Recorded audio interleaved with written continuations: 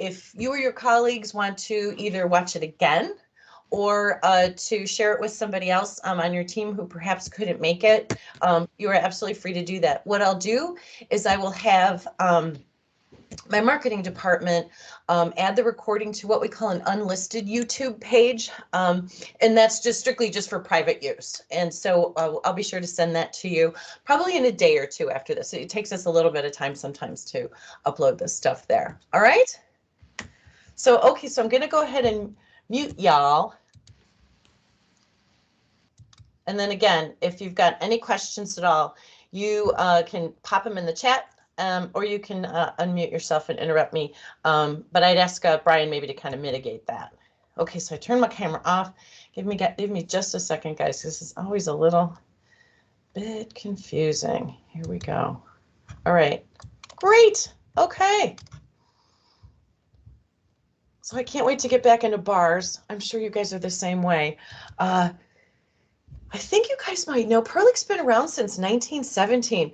We've lived through a lot of crazy stuff, and I find this rather inspiring. Oh, it looks like somebody here's trying to join us. Kelly Hopkins, here she comes, or he comes.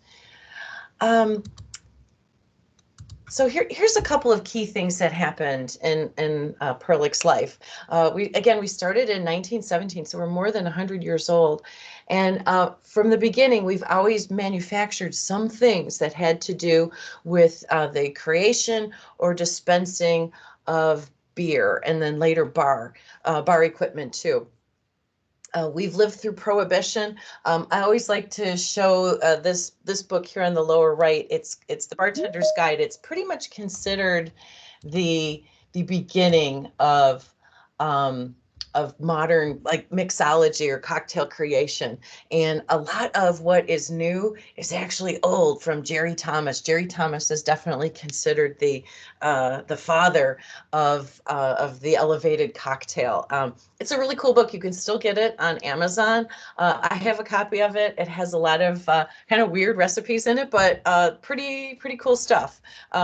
And I'm definitely working on lots of good quarantinis, I would call it these days.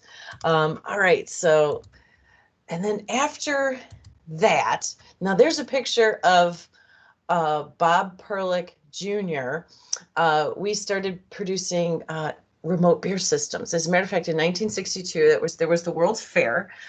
We used glycol instead of a toxic refrigerant, and we were able to transport the beer 100 feet from the keg cooler to the faucet. And so that's why we always call it our century system. It has to do with the World's Fair. It also has to do with the distance of the first remote refrigeration that we've done.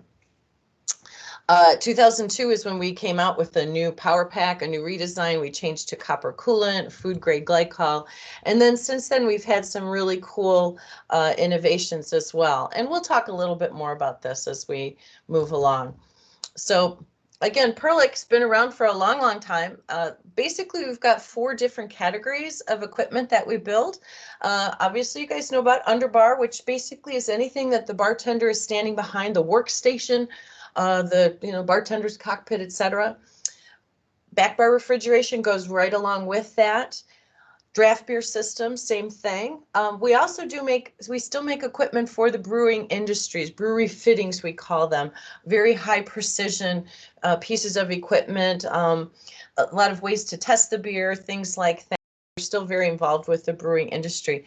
And then we've also branched out into residential. We've got many of our residential products have a commercial equivalent, just so you guys know. So if you've got a situation where somebody sees in a fancy home kitchen design, a piece of refrigeration, and they'd like to incorporate that into maybe their cafe or their restaurant, we've got commercial equivalents to just about everything that you see in residential. We've got available in commercial.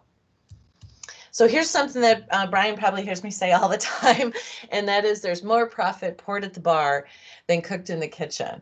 As a matter of fact, I'll even say it twice. And oh, you see somebody who's trying to join. Oh, they're in. Okay, great. Sorry. More profit poured at the bar than cooked in the kitchen. I can't get enough of saying this. If you think about it, when we're sitting down and having a meal, we don't order another round of food, but we will order another round of beverages. And chances are, given the cost of kitchen equipment, etc., that the restaurant itself is making more money off of the bourbons or the wines or etc. that we're all consuming versus the food that's actually on our plate.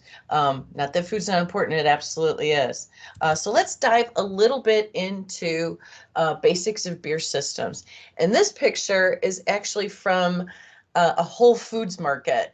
One year, I think it was 2018, might have been 17, Whole Foods was actually our number 5 chain account. We've put in a lot of bars into grocery stores, and guess what? I think that's only going to increase now with the way that people are going to grocery stores, even more now today. They're getting takeaway, etc., to take home. But here, have a beer, walk around while you shop. I do this all the time. Well, pre-COVID, frankly, but at the Whole Foods by my house, which is where this was taken, you can walk around with a beer and shop. What a great idea. Then the organic produce doesn't seem so damn expensive. So what is the proper serving temperature of beer? And oh man, a flight of beers sounds really good right now. It's only 10:14 a.m., right? Anyway, it's 36 to 42 F depending on the style of beer. Some beers want to be a little bit on the warmer side, but you notice there's nothing in here that says 32 degrees. I despite what a Coors Light commercial will tell you about a Blue Label, in that really at those really cold temperatures, you cannot taste everything. The flavors are blunted, just like I would tell you the same thing is true for wine that is served at room temperature at like 73 degrees.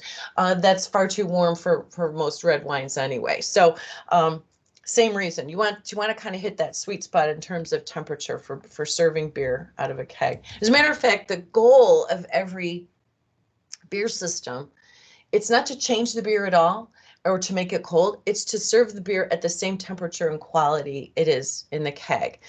So let's take a look at kegs. The two that have the stars on there are by far the most popular kegs. They are, thank you, Brian. I know you let that person in. They're the half keg, or sometimes they call it a full barrel, and the sixtel.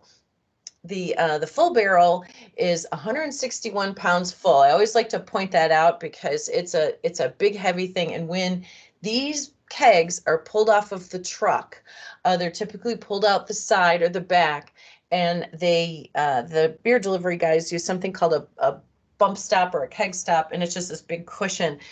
They pull it out and violently, bam, slam it onto this cushion before they actually put it onto the hand truck to bring it inside. I mention that because that causes a ton of agitation to that beer. And they'll pull off a six still the same way. Still 58 pounds is still pretty darn heavy. And are all beer trucks refrigerated? They sure are not. I took this picture actually. This is here. I live in Chicago. I think you guys knew that. But the Lagunitas, fantastic beer. They don't refrigerate their trucks. So what does that tell you? That the beer is going to probably be warm, particularly if you're delivering in August. In the middle of a summer here, for sure that beer is going to be warm. So a good rule of thumb always is that just chill the keg for a full day before you tap it. That allows the agitation to settle down. It allows the temperature of the beer to settle down a bit too.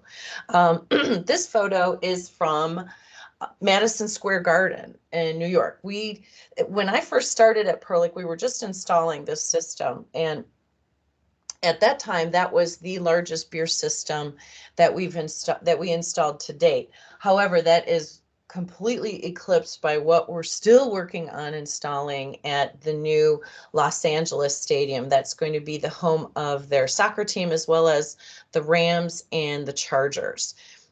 Tom Zaleski, who is one of our stadium project managers, is still on site there installing beer equipment. That construction project was considered essential in California, and he's still out there pulling lines every day. Kind of crazy.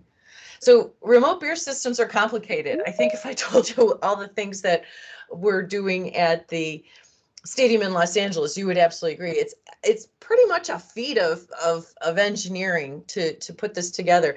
These are a few examples of the styles of beer systems that we can engineer for you guys and for your customers. There are a lot of dimensions here. I know that some of the other my other competitors just say, oh, well, just tell us how far away it is and we'll figure it out. That's a very broad brush. Beer systems are far more complicated than that, and they do require a decent amount of math and physics. Think about liquid dynamics. That one in the upper left. Imagine that beer leaving that keg cooler and it's flying down that beverage tube at that distance on C there. And we've got to make sure that we slow that down so that when it pours at 1 gallon per minute. Beer pours at 1 gallon per minute out of a faucet. And that's true for anybody's beer system. It should always be calibrated to pour at that rate.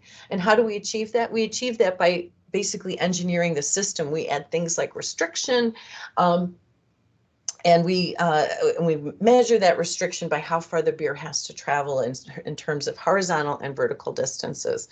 That also helps us determine how we decide how to push the beer through the system. And I'll get into that for just a little bit here. So again, beer systems are complicated. They've got a lot of components. I don't have this slide up here to scare you, but I do want to let you know that even though there's a lot going on here, guess what?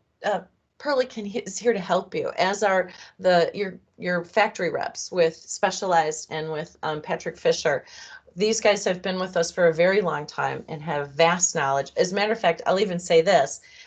These guys know a hell of a lot more about the intricacies of beer systems than I do.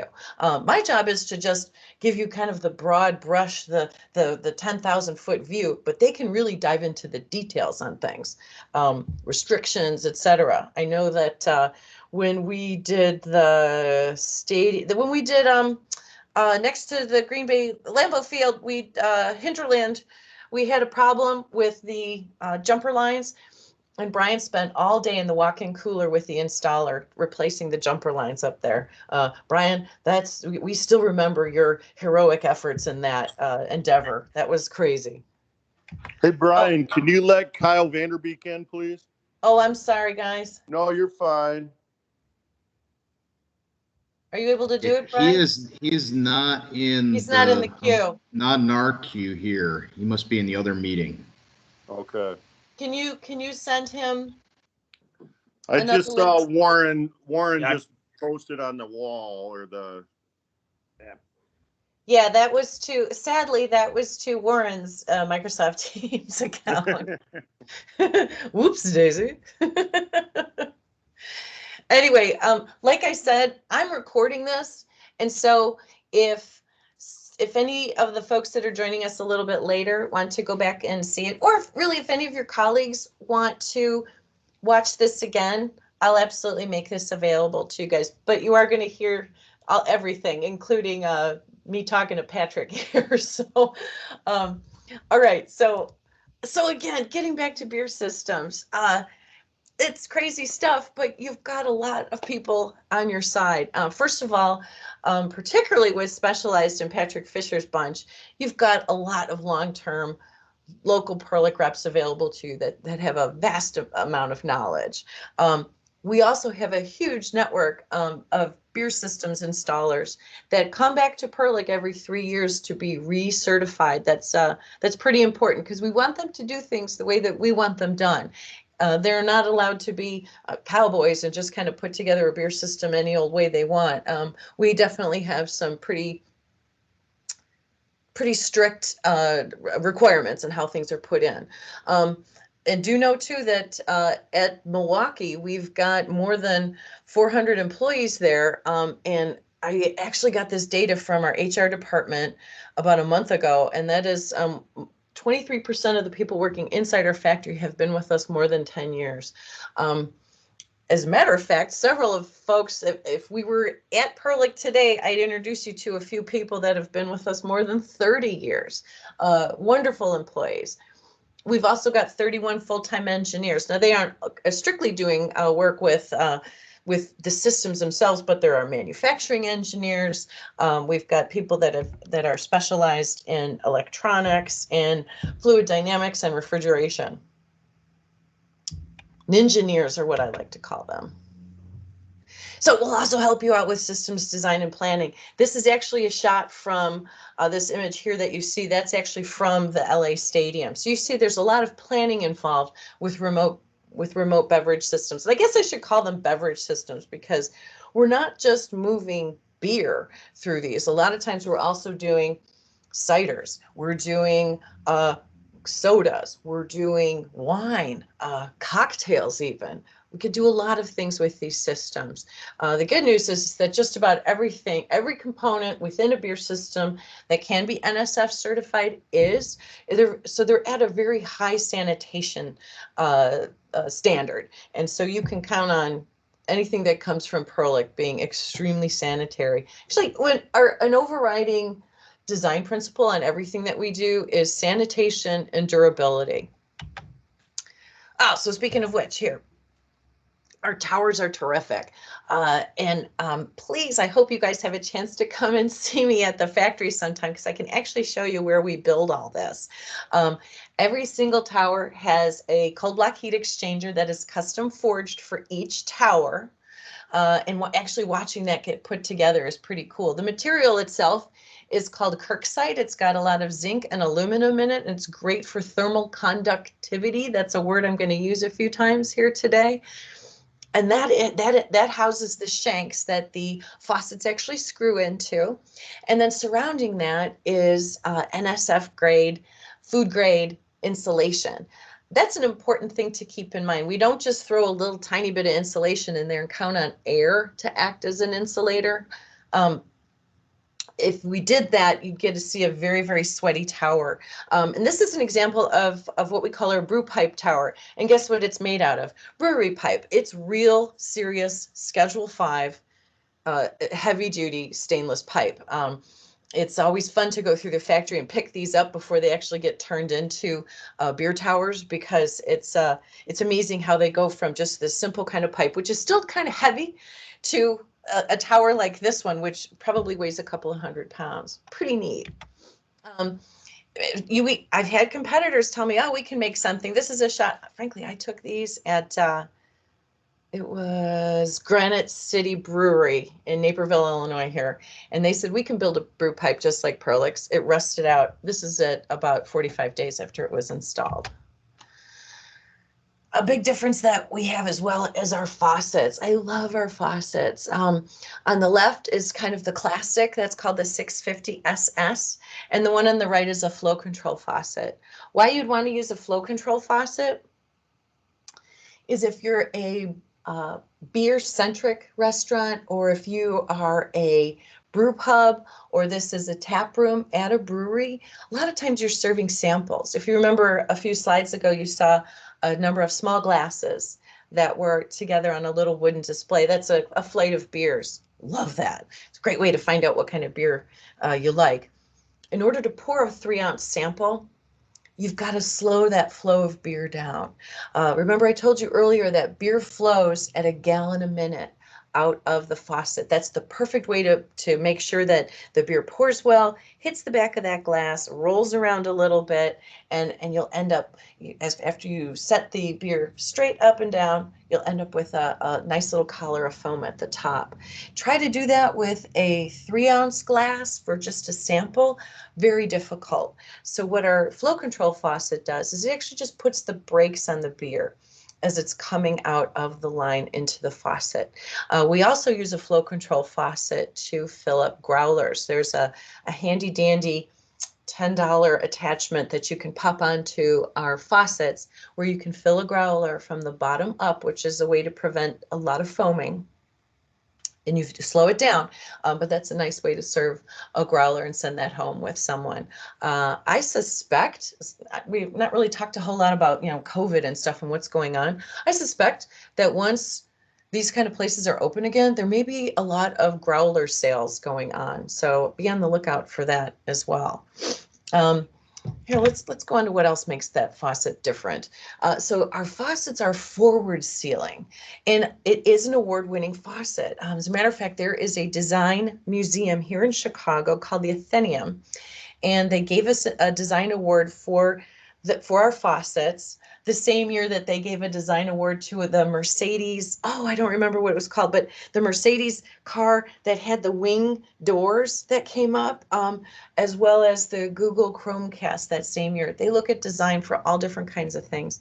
And a couple years after that, our Tobin Ellis cocktail station also won that same design award. So pretty cool. We think we're rather forward thinking and forward sealing with this faucet. So what you're seeing in the graphic on the right here is that the beer is stopped before it even hits the faucet itself. This is important because, and you see we've got a pretty serious pitch on the faucet leading down.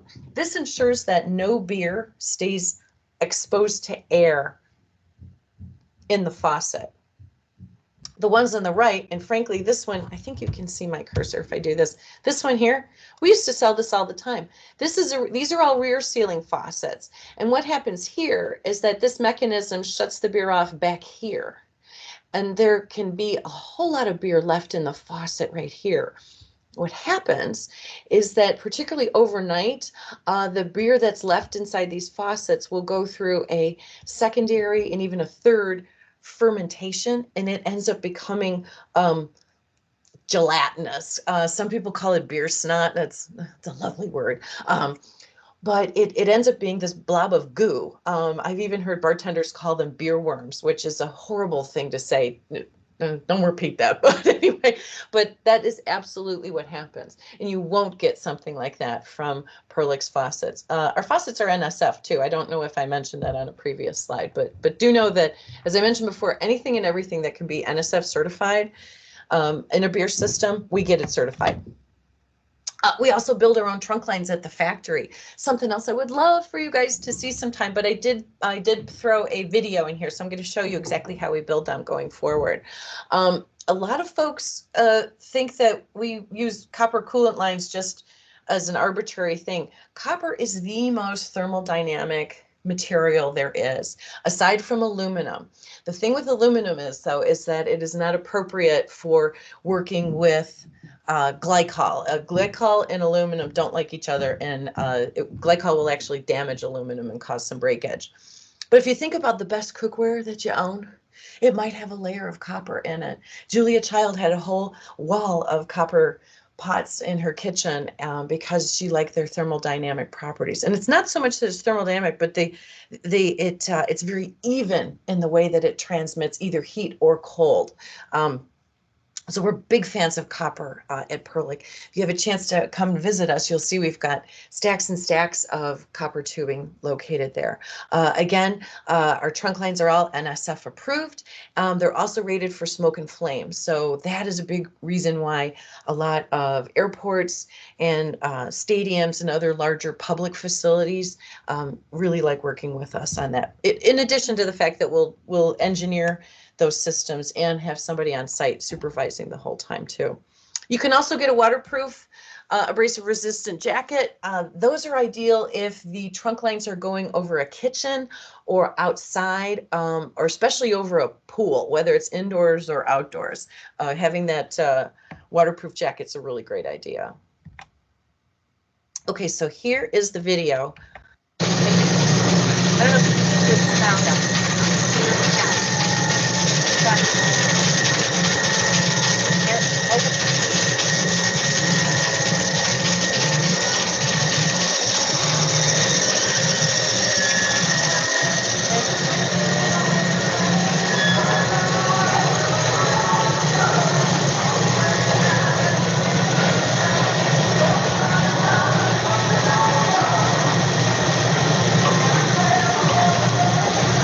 Okay, sorry.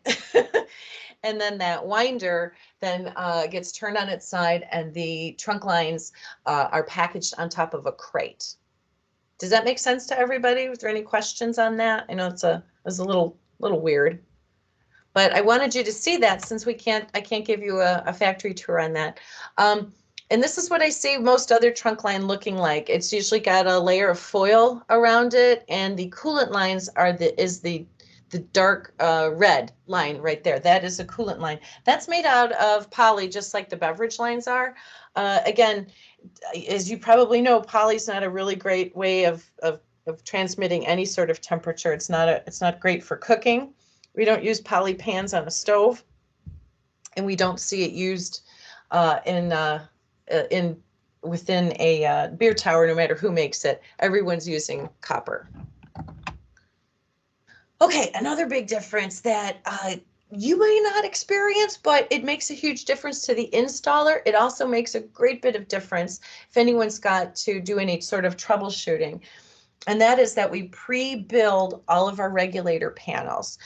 This is actually an image of a panel that we put onto a stadium. I don't remember which one it was, but you see at the bottom, it's got a lock on it. Always a good idea, because there's nothing that bartenders and beer delivery guys like to do than fiddle around with the regulators and put too much pressure on a beer or too little. Too much pressure on a beer can result in basically ruining the keg of beer by over-carbonating it. The piece at the top is called a fob. That stands for foam on beer or froth on beer. That is a way to prevent, and once the keg is empty, that you're going to start getting foam hitting this regulator panel. And once the fob senses that, it's going to shut the beer line down so that the bartender is not pouring out pitchers and pitchers of foam, which is a huge waste of time and a huge waste of profit, really, too. This particular beverage system uses beer pump. A beer pump is a way to add mechanical pressure to the beer lines without adding any additional pressure onto the keg. The beer pumps are very sanitary. They do require CO2 to work, but that's how we're able to propel beer a very, very long way.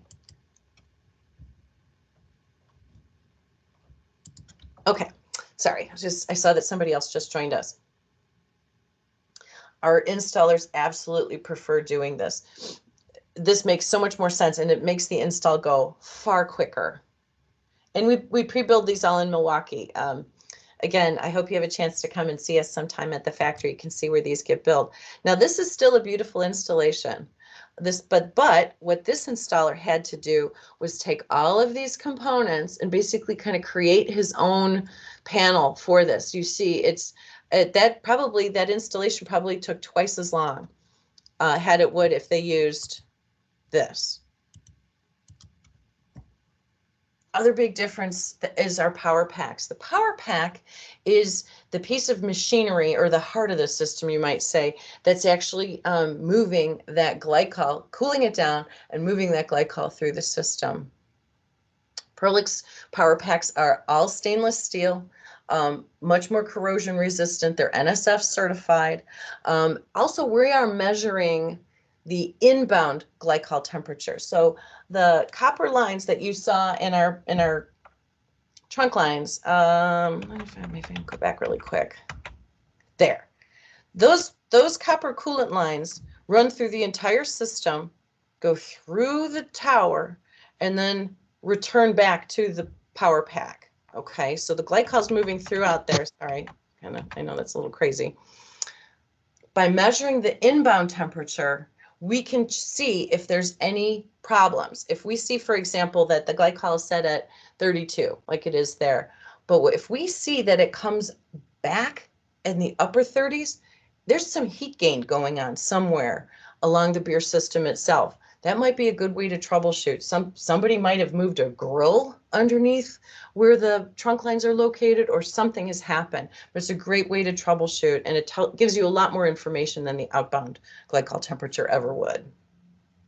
We use a super high efficiency compact heat exchanger. I'm going to show you that in the next slide. And we constantly recirculate the coolant 24 hours a day to maintain temperature consistency. If you don't do that, you're going to have hot spots again along the beer, and you could have some beer that pours that that's not going to taste very well because it was damaged by heat. The two things that really affect beer, remember, beer is a live product. It doesn't last forever. A tapped beer keg will only stay fresh about 30 days, maybe a little bit longer if you're really careful. But light and temperature are the two things that will damage beer. And so if the pump on the power pack has shut down for a period of time, the beer that's in that line is not going to remain cold and will probably result in some off flavors in the beer if it's served to a customer. We certainly want to avoid that.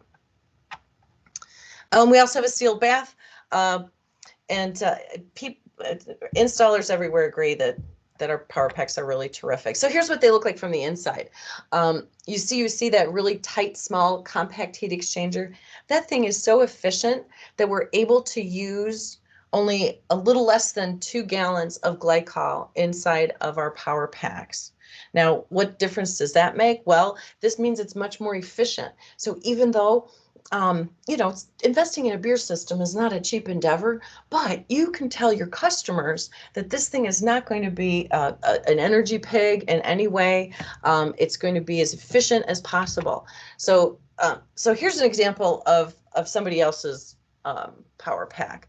It's made of galvanized and plastic. The tub for the glycol bath has to have about 11 gallons in it, and that's because the copper tubing that's wound inside the glycol bath that you see here on the right, that is also a heat exchanger, but it is not compact and it is not very efficient. So it's very slow. And so in order to cool that effectively, they need to have a lot of space and they need to add a lot of copper in there. Not very efficient. You can count on this thing taking up a lot of energy. It also kicks out a ton of heat. Okay, the other difference too, I think I mentioned it before, is that all Perlick installers have been factory trained. They've got to come back and see us every 3 years. And we manage the installation contract and the payment to the installers. They like that a lot because they know that they can count on us. They know that they can be certain that they're going to get paid and that they're going to get all of the equipment that they need for an installation. When we actually package up our beer systems, it's done in a very organized manner. Anybody else that's maybe just buying pieces and parts will just simply get a box of stuff and they'll have to kind of figure it out for themselves. Everything is really well packaged and well managed when it leaves Perlick to go to a job site or to an installer for installation of the beer system. So I want to show you a couple of groovy towers that we've done. We can double stack towers too. For a time, this industrial look was really super popular. It seems to be fading just a little bit, but we'll see what happens. This tower is at the Minnesota United Soccer Stadium. It's actually open to the public, but it is the largest beer tower that we've built to date, and it is 100 feet long, and it serves on both sides 94 beers, if I remember correctly. Pretty cool. Most of those are local beers from Minnesota. You see Surly Brewing there, really great brewery in Minneapolis. Through wall is getting really popular. That's what's there on the left. Also, just FYI, the brass tones are coming back. It's not like, I don't know if any of you guys are around in the 80s, but in the 80s we had Bennigan's and Fern Bars and places like that, and brass with a lot of green ferns was really popular. Well, brass is back, but it's not quite the same. But look for that finish in a lot of projects that you're doing, as well as the one on the upper right. That's from the Borgata Casino in Atlantic City. Pretty cool. We could do all kinds of beer towers. Now, does anybody have any questions right now? Are you seeing anything in the chat, Brian? Nothing in the chat as of right now. You covered it pretty well, I think. Okay, good. So we're going to move on to bar equipment. And don't we all wish we could sit out at that pool bar there right now? That's in Arizona, though. Sorry. Here's a quote from Tobin Ellis. He He owns a company called Bar Magic. He's a very well-known cocktail menu development consultant. He's also done a fair amount of bar design too. And he and Perlick worked together for many years to come up with a cocktail station that you see. We're actually in production with some more, or we're actually in test production right now with some more equipment that he is helping us design also. But this is one thing I always like to point out to folks, because bars never, ever, ever have enough storage space for everything that a bartender needs. They might have enough space to store bottles of beer, but there's so many other things that a bartender needs. And oh, and here's something else that Tobin taught me too. Nobody is making money when bartenders are walking around to make one drink. You really want to have a tight, efficient space. Not unlike how you guys design kitchens with, where the chef is working on pivot points, maybe pivots for a saute, pivots over here to grab something else out of the refrigerator, etc. We want to think about bars in the same manner. So 0 or half-step bartending is really what we want to achieve. This picture I took at the Mandalay Bay in Las Vegas. It's a bar there called Libertine Social. It's really, really good. And what these folks did, it's actually the guy named Tony Abu Ghanem. He was just nominated for an industry award. He actually took our underbar refrigeration our underbar equipment that we designed with Tobin Ellis and rearranged it in a way that he thought was better. And I think I have to agree. Can you imagine if you're working right there as a bartender? You would just have to just simply kind of pivot a little bit to grab something out of that refrigerator, maybe a garnish or something like that, or a mixer out of the bottom. That's a tall drawer on the bottom there. It can hold things like vermouth and all that stuff. And you could very quickly make a cocktail, all the while you're still able to interact with all the people sitting around at that bar. Really, really clever. I know that Brian and Pete have, and probably Patrick too, have designed some variations of this equipment. Definitely chat with them about some cool ideas for sure. As a general rule, though, we want to obey by some ergonomic measurements. And the biggest one that I always want to point out to you and anybody else that asks me is that middle one. That's the depth from the bartender's hips to the edge of the drink rail. If you can imagine, I don't know if any of you guys have been bartenders before. I was a terrible bartender back in the 90s. But if you have to reach from your hips forward more than 10 or 11 inches, you're going to have to pitch at your hips and lean forward. And what that does, and imagine if you do that and you're holding up maybe a heavy bottle of Hendrick's gin or something like that, which is not a cheap gin, your back just ends up being on fire. You've got these two muscles that run down this either side of your vertebrae called your erector spinae. And if you pitch forward while holding something heavy, that muscle particularly down at the low back area really fires hard, and that's how you get just horrible back pain. Maybe some of you have actually had to pick up a kid from a funny location, maybe out of their crib or something like that. It's the same thing, but imagine doing that 40 hours a week. Very uncomfortable. So if there's one thing you'll take away from my presentation today, it's keep that in mind when you're designing bars. Yes, I realize that Perlick makes double speed rails. Please don't design those into any of your projects. It's far too uncomfortable for any of your bartenders, unless everyone is north of 6 foot tall, which I kind of doubt. If you need more liquor storage, definitely put that to the right of the cocktail station, either in a liquor step or a speed rack or something like that. There's other places that you can store more booze that isn't going to compromise and fatigue a bartender. And really, something else I like to say too, ergonomics equals economics in the bar. The more comfortable a bartender is, the less fatigue that he or she has, the more quickly they're able to make drinks, and everybody then makes more money. And that's really what it's all about, right? Again, more profit poured at the bar than cooked in the kitchen. Here's some more critical dimensions. I'm not going to go through all of these with you, but I do have a handout that I can email you separately, so you can always reference this when you're designing a bar. The big thing I want you to see, though, is that there always needs to be adequate space for all kinds of people doing things at the bar, particularly behind the bar. You see you've got two people there working behind each other. really at that distance needs to be at a minimum, that E distance needs to be at a minimum 36 inches, maybe more if you can, but not a whole lot more, because again, then the bartender has to kind of do the hustle and pop back and grab a bottle of wine or whatever they need to grab. There's certain limitations with that. And do keep in mind that our Perlick reps are here to help you do some bar design. Pat Fisher and Rick Spurl, who were longtime Perlick reps, have done a nice job, I think, of educating Patrick and Brian Bender and Pete Kazarek and all the crew at both of these firms, so that they understand what makes the most sense in a bar. This is just one example of a rather complicated bar design that really was pulled off nicely. So definitely lean on your Perlick reps for any bar design assistance out there.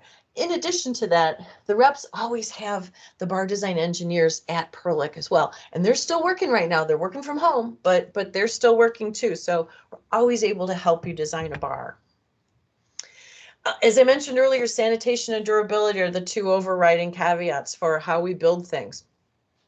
Anything and everything we can get certified NSF is definitely done so. Also, one other thing I do want to keep in mind, I feel like I don't mention this enough, is that all of our back bar refrigeration is NSF 7 for open food storage.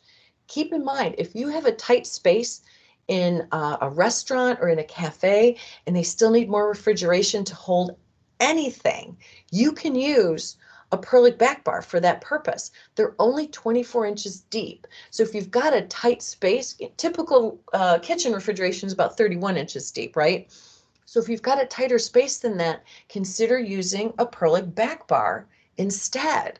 A great idea. That's actually Patrick and the Specialized team. I'm actually working on a webinar for you guys on using Perlick outside of the bar. So anyway, stay tuned for that. So real quick on our back bar refrigeration, I know we've got a lot of slides here, but we're almost done. Is real quick to go through. We've moved the end wall compressor and the evaporator over to the side. We used to have the evaporator coil inside that first space next to the compressor. That took up a lot of valuable real estate, as I like to call it, inside of the back bar refrigeration. So it frees up an extra 14%. There are less expensive back bar units out there, but you're going to see that evaporator coil. We use LED lights as a standard. You can get blue as an option. Then we have integrated locks. By the way, that drawer that you see on the right there, see the lock on the bottom? That locks both drawers. We also have a mullion heater that is in the space between each cabinet section. Why that's important is that will prevent any condensation from forming in that area and causing a puddle in front of the back bar unit. Again, sanitation and durability. We've got lots of different options with drawers and doors for our back bar units. Sommeliers and wine stewards, wine-centric restaurants, they absolutely love that wine drawer, though. It's fantastic. Red wine, you want to keep that in the neighborhood of 60 degrees Fahrenheit. White wine, you want to keep that around 50-ish, depending on the kind of wine. But you're able to adjust that easily. This is a dual zone, as a matter of fact, so you can have white wine and red wine in the same refrigerator. We use 2-inch insulation around the whole unit itself. We have a recessed floor pan in the bottom of all of our back bar units. It might seem like a little thing, but trust me, if you had one that didn't have one, you'd notice it right away. And that is because something's going to spill in there, whether it's a jar of pickles or a jug of orange juice, or something's going to spill inside that unit. And what's nice is that you can just wait until the bar is shut down and you can go in and thoroughly clean it out. You don't have to deal with juice and pickle juice and that spilling all over the floor in front of the back bar unit. We also have an ABS threshold at the around the entire opening when you open up a Perlick back bar unit. ABS is the same material that football helmets and car bumpers are made out of. ABS is a super sturdy material because we know that you're going to open up that door. Bartender's going to open up that door. Sometimes they're going to step on it to grab something above it. I've seen it. or they're gonna slam a keg of beer on it if we've hooked it up for direct draw purposes, or they're gonna be setting a case of beer or a case of wine on there. It's gonna get abused. That threshold's gonna get abused. And a great way to see a competitor's unit is to open up the door and look, and you'll see a lot of dents and pits and things like that. Having that super sturdy ABS threshold makes all the difference in the world. And all of our back bars are completely stainless steel interior, no galvanized on the inside of a Perlick back bar. Okay, yes, and so what you're going to see with other folks here, again, you see the unit on the left there is on the upper image. That one is that's a 31-inch deep and shorter unit that looks, it just looks really sloppy, I think, next to a Perlick back bar. Also, because we do include a top, you're never going to see exposed hinges. I have a deep worry about this kind of stuff, that things like liquor gets spilled on that, and if you don't clean that adequately, it ends up being a repository for fruit flies. Something else that you won't get from us are plastic louvers. All of our louvers on all of our back bar refrigeration, there it is, are completely stainless steel. In addition to that, that louvered panel or grill arrives without any laser paper on it. You guys may have had experience in the past where you've had to pull the laser paper off of all these little bits here. We found a way to create this louvered panel on the turret press in Milwaukee while taking the laser paper off first, so you no longer have to do that function. So I don't know if you've had experience installing Perlick before, but that should not stop you from specifying us in the future. You will not have to peel off that laser paper off of that grill. Thank goodness, right? So no plastic from us. And as I told you guys before, ergonomics equals economics in the bar. Here's a quick overview of the Tobin Ellis cocktail station. He designed all of this with us, and it's really all about speed in the bar. I'm not going to go through this with you, as I know we're getting close to an hour here, and I want to leave time for questions. But one thing to keep in mind too on all of our ice chests is that we conceal the cold block underneath there. You've got, oh, that's just a little video. We can skip that. But here's what you get with other folks. I took these pictures myself, and an exposed aluminum cold plate is not a good thing. It's a great place for bacteria to hide. It can chip very easily. And if seams or gaps end up forming, it can be a real mess in there. So again, we put everything together for you. We could do lots of different things with beer systems. Like I said, we can serve kombucha and cocktails and wine and all kinds of cool stuff. We're working with Tobin Ellis on coming out with some new pieces of equipment that's going to be an adjunct to those pieces that you saw. And, you know, we've got the best reps in the country. I would say that even if they weren't listening right now. And you can count on us for a lot of expertise. And we're still a family-owned company. I don't know if I mentioned that before, but the Perlick, we're on the 5th generation now of Perlick family members. And I'll be honest with you, I'm very proud to work for a family-owned company. These people are just terrific. And I had a video here for you, but I'm going to skip that and send you a link to that instead, if that's okay.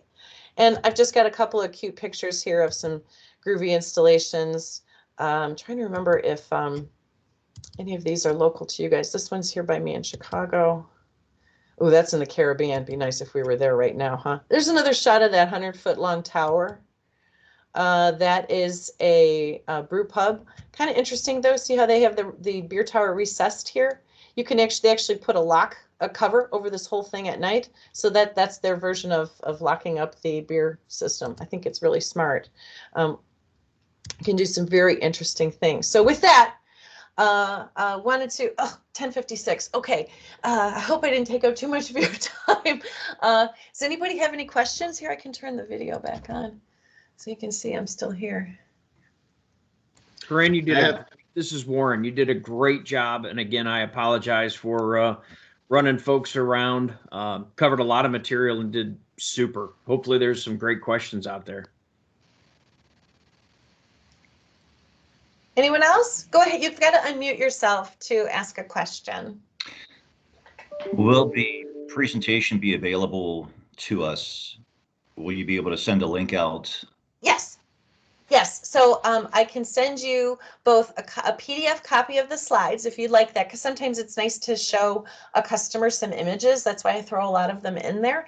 In addition, I'm recording this, and so, but give me a day or two to get that all queued up and put onto a what's called an unlisted YouTube page, and you guys can watch that again. Or if you have a colleague that missed it, they can watch that too. Thank you. Sure. Anybody else?